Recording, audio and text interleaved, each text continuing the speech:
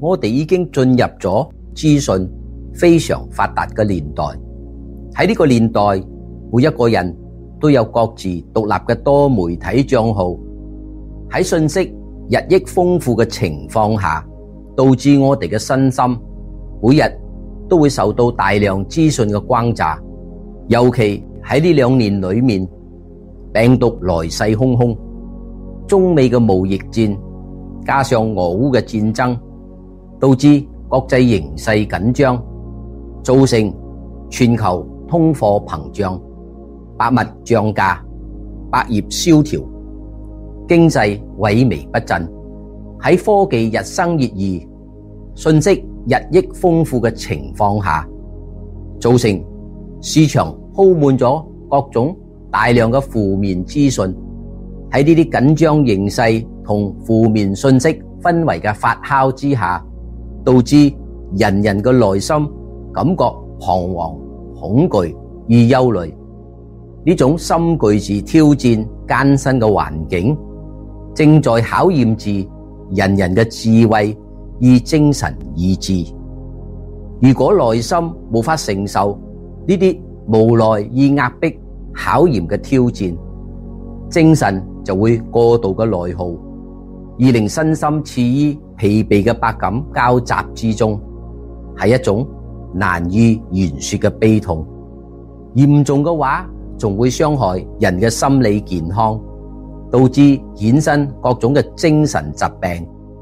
而令人生陷入恐懼、焦慮而憂鬱嘅深淵之中。現在嘅你是否亦被大量嘅資訊轟炸所困擾，而陷入咗雜念紛飛、胡思亂想嘅困境之中，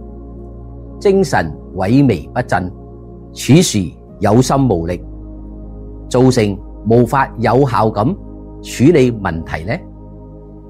我哋應該點樣做，正可以從呢啲負面信息嘅氛圍中緩和大腦中思考嘅密度，令我哋可以徹底咁喺呢啲艱辛挑戰嘅環境中逆流而上，活得勝利。事情嘅發生必有其因果，只有了解咗原因，正可以駕馭結果。就猶如我哋玩一種遊戲，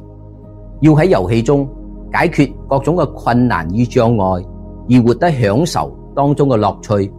首先必須要了解嘅就係遊戲中嘅規則。只有了解咗遊戲中嘅規則，我哋正可以領悟遊戲中各種解決困難與障礙嘅方法，而活得享受遊戲中嘅樂趣，同時正有機會喺遊戲中活得勝利。同樣，我哋嚟到呢個世界，要駕馭命運，要主宰人生，要享受生活中嘅樂趣，首先就必須知道，我哋每日不停努力咁活着，到底係為咗乜嘢？我哋呢一生追求嘅目的又係乜嘢？最終想活得點樣嘅成果？到底乜嘢係命？乜嘢係運？乜嘢係人生？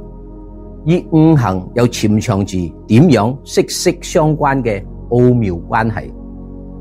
點解當中嘅含義同規則係幫助我哋守護心靈，而令生活過得從容自在而幸福如意嘅泉源？歡迎參與 UF 五行命理學嘅課程，可以幫助你了解係乜嘢造成咗心理情感失衡，而令人生陷入恐懼、焦慮而憂鬱嘅深淵之中。課程中會提供方法，幫助你從負面嘅情緒中覺醒，令你充滿正能量，從迷惘人生嘅困境中活得解脫。課程內容上進實用，為你解答束縛人生嘅迷思，提升認知嘅水平，而擺脫負能量嘅枷鎖，令內心處於平和嘅狀態，輕鬆咁應對生活中各種嘅挑戰，建立良好嘅人際關係，吸引貴人，而活得更多嘅支持與資源，令生活過得從容自在，而幸福如意。我哋課程中見。